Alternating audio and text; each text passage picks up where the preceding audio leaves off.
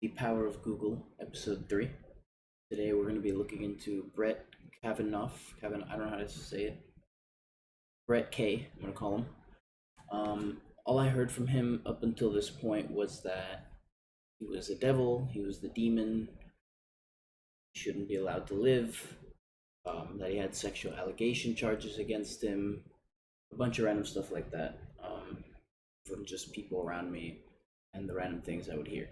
So today I decided, well, why not look into it? And I actually started the stream and I accidentally closed it out when I was moving this window, so I had to restart this intro. So that's why I have all this shit pulled up already. So let's look into it. The first thing is from Vox.com. Don't really know how credible this is, but let's look. The allegations against Brett Kavanaugh, Brett K, ignited national controversy last year. Now it's happening again. Okay. So Christine Blasey Ford. Let me, what's her name? Christine Blasey Ford.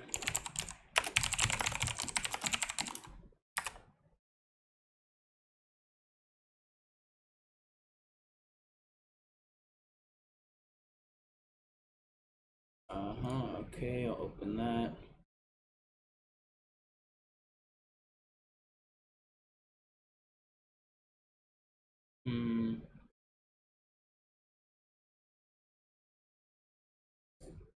Okay.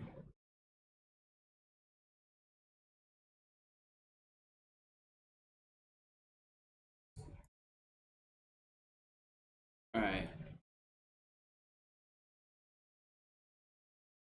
Let's check this stuff out. Well, let's go back to here first. So Christine Blasey Ford said Kavanaugh, said K, whatever, sexually assaulted her when the two were in high school, and Deborah Ramirez said K thrust his naked penis in her face when the two were undergraduates at Yale. How does that even happen? How do you thrust your naked penis into somebody's face? Like, the groin is like a couple feet off the ground and the face is pretty high off the ground. Even if a girl's like 4'11", I'd have to like jump and like swing it. I don't know. That seems kind of unrealistic. Unless we're in a situation like we're already banging or something. I don't know. That's kind of odd to me. I guess maybe if she's asleep or some shit. Whatever. So let's see. Ford said that she was 100% sure that it was Kavanaugh who assaulted her. Ramirez did not testify.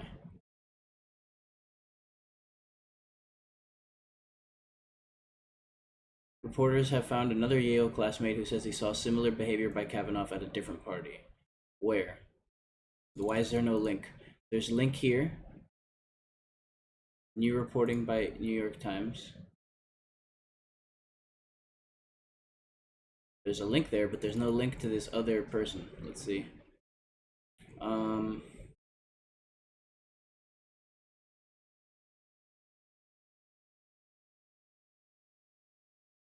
Two New York Times reporter uncovered new details about the Kavanaugh allegations.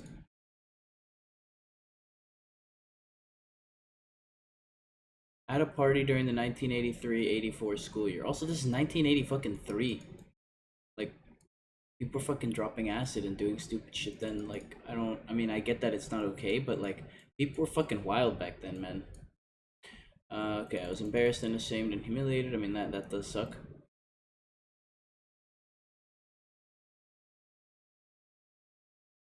Okay.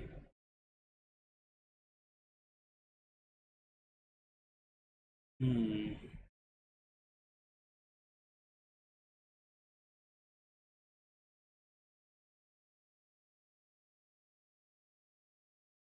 Hmm.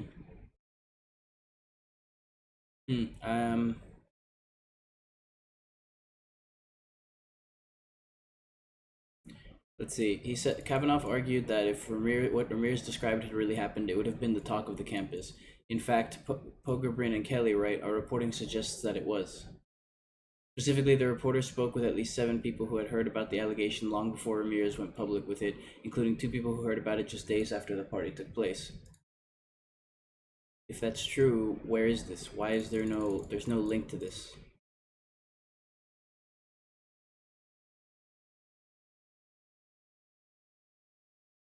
Meanwhile, another Yale alum, Max Steer, all right, says he witnessed Kavanaugh with his pants down at a different party with friends pushing his penis into the hand of a different female classmate. Okay, so hold up. He's at a party with his dick out, and friends of Kavanaugh are putting their hands on Kavanaugh's dick and pushing it into the hands of a different female classmate. What kind of parties are these people going to? Like, honestly, this is some wild shit. All right, the female classmate did not speak to the Times, and friends say she does not recall the incident. Okay, so that doesn't seem like it's adding up. All right, so let's keep going. This okay, what?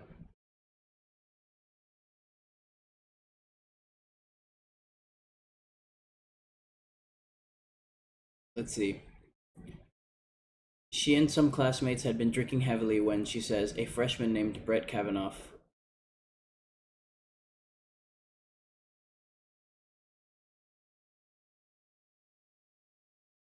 Brett Kavanaugh pulled down his pants and thrust his penis at her, prompting her to swat it away and inadvertently touch it. Okay, thrust his penis at her versus thrust it into her face. I mean, those are two completely different things. First of all, I mean, I don't think that that's necessarily the right move to just whip out his penis like that, but okay. Okay.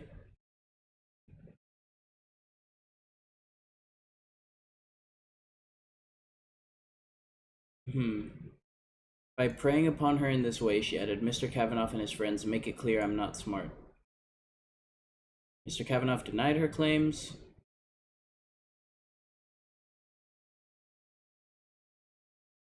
What the hell? Okay, so Dr. Ford claimed that he pinned her to a bed, groped her, and tried to remove her clothes while covering her mouth.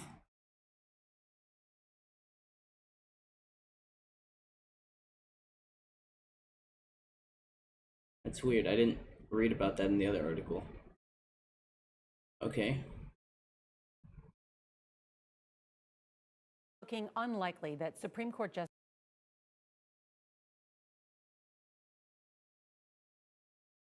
Let's see, another.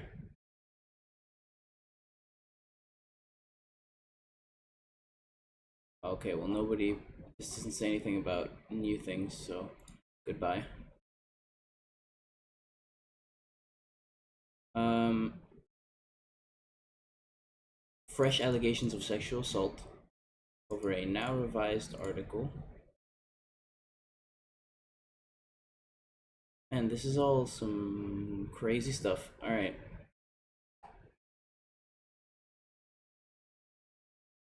Is leaving out of the article the true statement that the victim does not recall this alleged event reckless discard for the truth?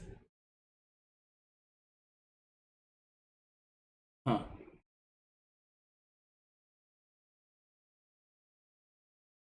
This is very odd. Okay. The piece by Robin Pogrebin and Kate Kelly, adapted from their forthcoming book, alleged there was a corroboration of an incident in which Kavanaugh, as a college student at Yale, exposed himself to a female classmate at a party. So far, we've got some people saying that, but it doesn't seem like we have anything to back that up. Odd. Okay.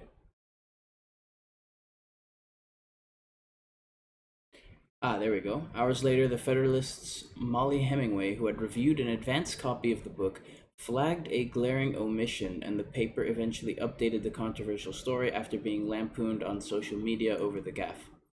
The update included the significant detail that several friends of the alleged victim said she did not recall the purported sexual assault. The newspaper also stated for the first time that the alleged victim refused to be interviewed and has made no other comment about the episode. Okay.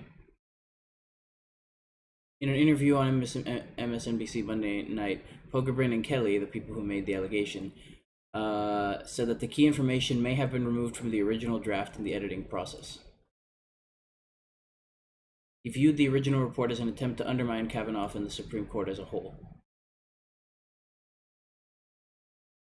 Okay. Let's see.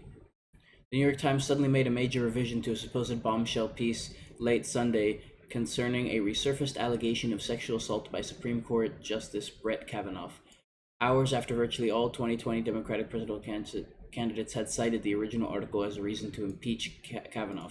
The update included the significant detail that several friends of the alleged victim, Harmon Joyce, said she did not recall the purported sexual assault in question at all.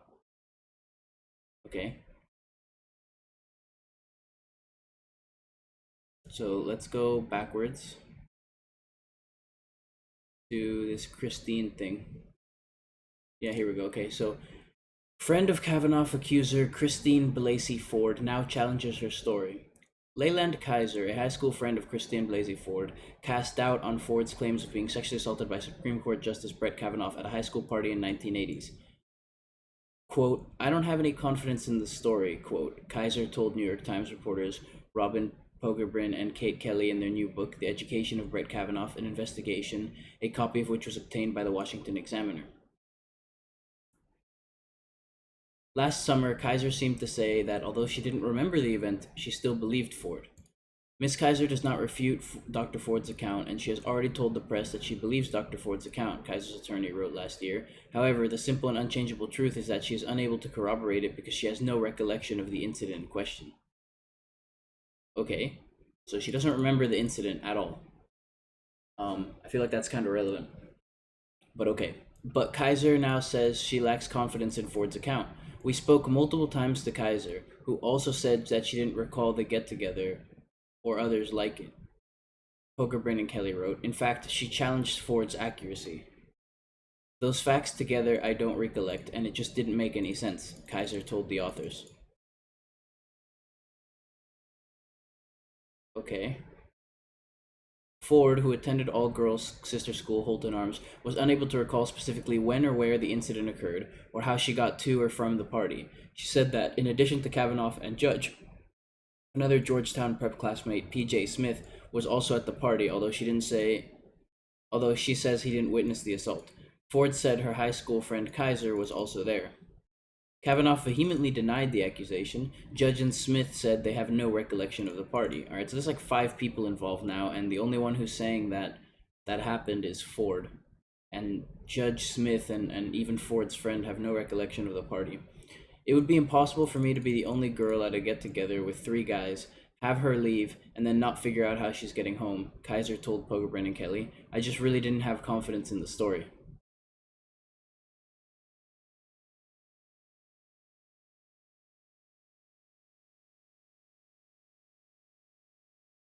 Then Pogrebin and Kelly are saying that Kizer's memory might be affected by the struggles with alcohol and other substances.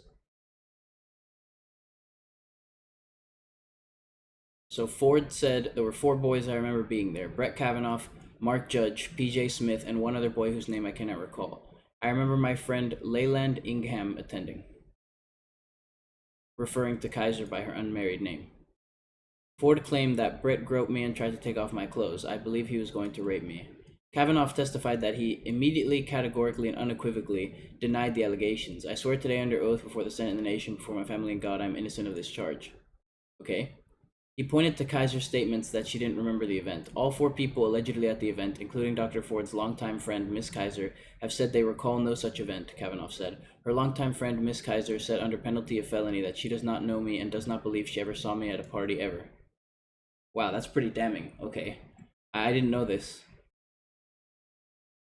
Miss Kizer, who's the friend of Ford who accused Kavanaugh, said that she does not know me and does not believe she ever saw me at a party ever. Ford downplayed the fact that Kizer didn't have any recollection of the incident. Leyland has significant health challenges, and I'm happy that she's focusing on herself and getting the health treatment she needs. I don't expect that PJ and Leyland would remember this evening. How do you not remember that evening? That's very odd. An evening where you almost get raped? I mean, your friend almost gets raped? I don't know how you don't remember that. Okay. And then Kizer's attorney says, simply put, Miss Kizer does not know Mr. Kavanaugh, and she has no recollection of ever being at a party or gathering where he was present, with or without Dr. Ford. Kizer later said she felt pressured by both Ford Ganella and Ford's friend Monica McLean to change her story, Poggerbrin and Kelly wrote. I was told behind the scenes that certain things would spread about me if I didn't comply, Kizer told the authors. A group text recounted in the book between Ford's friends following the hearing included discussions on how to convince Kizer to modify her story. Cheryl Emete, a grade behind Ford at Holton, urged Kaiser's friends to talk to Kizer. Maybe one of you guys who are friends with her can have a heart-to-heart, Emete texted. I don't care, frankly, how fucked up her life is. Amitai called Kizer a major stumbling block. Another Ford classmate, Lulu Ganilla, said she was to meet Kizer within an hour. Another friend, a man who'd gone to Holton's brother's school, suggested making Kaiser's addictive tendencies, the author described in the book her struggles with alcohol and drugs, widely known. Perhaps it makes sense to everyone to let everyone in the public know what her condition is, the man texted.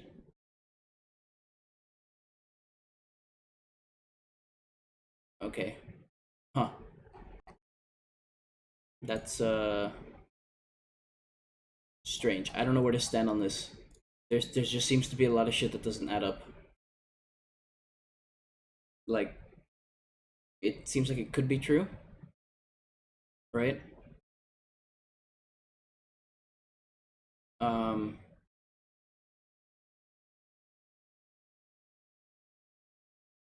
yeah. So I don't know. There's some inconsistency here, and I feel like this. Let's see. They ignore the dramatic inconsistency between her claimed fear of flying that necessitated a lengthy delay of the reopened confirmation hearings and her stated love of global surf travel to remote islands across vast stretches of oceans and other distant destinations such as Hawaii, Costa Rica, etc., etc. A sworn affidavit from an ex about her tendency to fly frequently and in small planes is waved away by the authors. Because the authors say that they have no evidence of Ford fabricating stories, and yet it seems like she's fabricating that she does not, that she fears flying. Okay. And then there's another, yeah, then it's again the same quote about Kizer, who says she doesn't recall the get together any others like that. In fact, she challenged Ford's accuracy. I don't have any confidence in the story. So if her own friend's not believing her, I don't know, how are we supposed to believe her?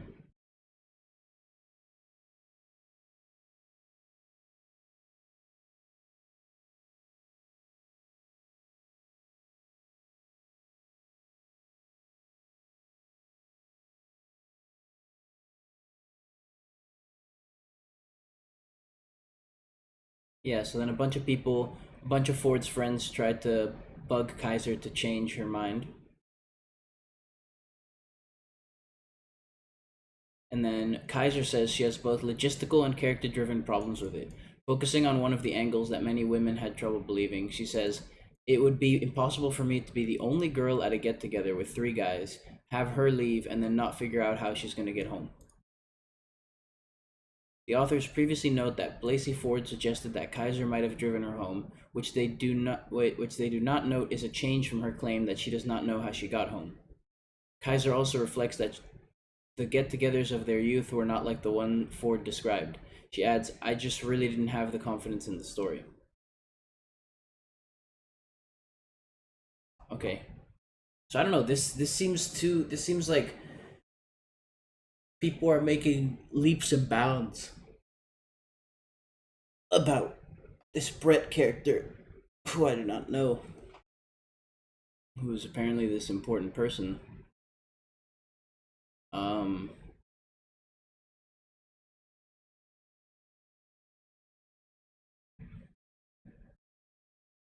so yeah, I don't know. Like I don't know if I don't care about Brett's character, how he is as whatever position he's in, but I don't know.